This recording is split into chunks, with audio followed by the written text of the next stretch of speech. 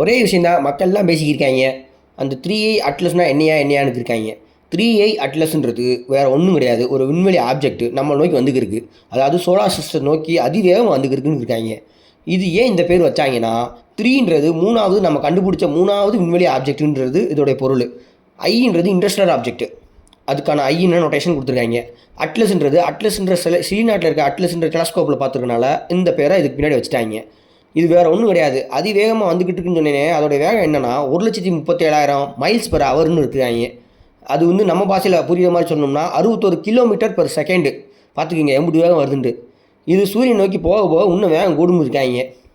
இது வந்து நம்மளுக்கு தெரிஞ்ச மூணாவது விண்வெளி ஆப்ஜெக்ட்னு சொல்லியிருந்தேன். இதுக்கு முன்னாடி 2017 அமுவாமான்னு சொல்லி ஃபஸ்ட்டு இன்டர்ஸ்டெல்லர் ஆப்ஜெக்டையும், செகண்டாக பாரிசவுன்னு சொல்லி ஒரு 2019 ஒரு ஆப்ஜெக்டையும் கண்டுபிடிச்சாங்க. இது மூணாவது அந்த லைனில்.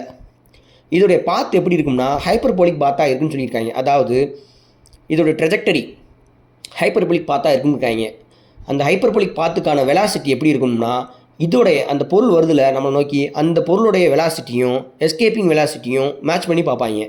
அதாவது இந்த பொருளுடைய வெலாசிட்டி எஸ்கேப்பிங் வெலாசிட்டியை விட கூட இருந்தால் அது வந்து ஹைப்பர்போலிக். இப்போ புரிஞ்சிச்சுங்களா? அப்போனா இதுக்கு என்ன அர்த்தம்னா, புரிகிற மாதிரி சொல்லணும்னா, எந்த ஒரு ஈர்ப்பு சக்தியும் இதை கட்டுப்படுத்த முடியாது, அப்படி வேகமாக வந்துருக்குன்னு அர்த்தம். சரிங்களா? இது வந்து பூமிக்கு ரொம்ப அருகில் எப்போ வரும்னா 1.8 ஆஸ்ட்ரோனமிக்கல் யூனிட்டுன்றாங்க. அந்த அளவில் இந்த பூமிக்கு அருகில் வந்துட்டு போகும். அருகில் வரும் தான் சொல்கிறாங்க தவிர அடிச்சிடாது, கவலைப்பட வேணாம். அதுபோக இது சூரியனுக்கு அருகில் 1.4 ஆஸ்ட்ரோனமிக்கல் யூனிட்ஸ் அளவுக்கு வந்து போகும். இது மார்ஸுடைய ஆர்பிட் ரேஞ்சில் வந்துட்டு அப்படியே கடந்து போயிடுவாங்க நம்மால். இதை பற்றி இஸ்ரேலிய அமெரிக்கன் ஹார்வர்ட் ஃபிசிசிஸ்ட் என்ன சொல்கிறா அப்படின்னா, அந்த ஆள் பேர் என்னன்னு சொல்லணும்னா டாக்டர் ஏவி லோபு.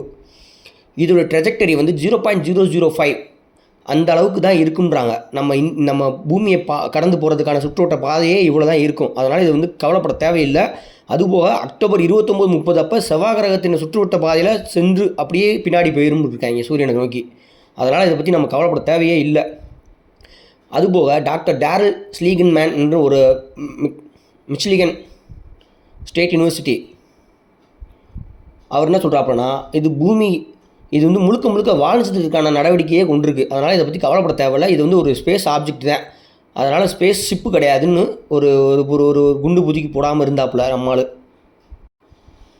அதுபோக நம்ம வச்சுருக்க தொலைநோக்கியாக இருக்குல்ல, ஜெமினி நார்த்து டெலஸ்கோப்பு இருந்தாலும் சரி, ஹப்பிள் டெலஸ்கோப்பும் சரி, இது எப்படி படம் பிடிச்சிருக்குன்னா, அதை சுற்றி ஒரு ஃபஸ்ஸி க்ளவுடு கேஸஸ் இருக்குது, டஸ்ட்டுலாம் சுற்றி இருக்குது. ஸோ தட் இது ஒரு காமெட் தான்.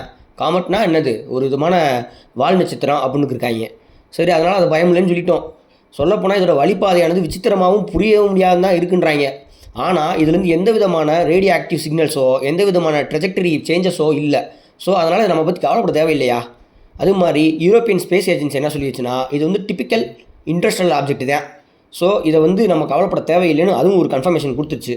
அதோட வேகம் நம்ம முன்னாடி சொன்ன மாதிரியே அதிவேகமாக தான் இருக்குது. அதை எதுவுமே நம்ம வழிமறித்து இடமறித்து அழிச்சிட முடியாது. நம்ம பாட்டுக்கு அதை ஏதாவது பண்ணி அது ட்ரெஜெக்டரி மாற்றி டேரெக்டாக மார்ஸ் இல்லாமல் வீனஸ் அடிச்சுட்டு போயிடுச்சுன்னா என்ன பண்ணுறது? அதனால் அதை பண்ணாமல் அது பாட்டுக்கு அது வாதிலே கடந்து போகிறது நம்மளுக்கு நல்லதே சேப்பு. ஓகேவா? அது மாதிரி முன்னாடி சொன்ன மணிக்க எந்த டெக்னாலஜி சிக்னலும் இதுலேருந்து வரல. முழுக்க ஈர்ப்பு விசைனாலே இதை தள்ளிக்கிட்டு போகுது.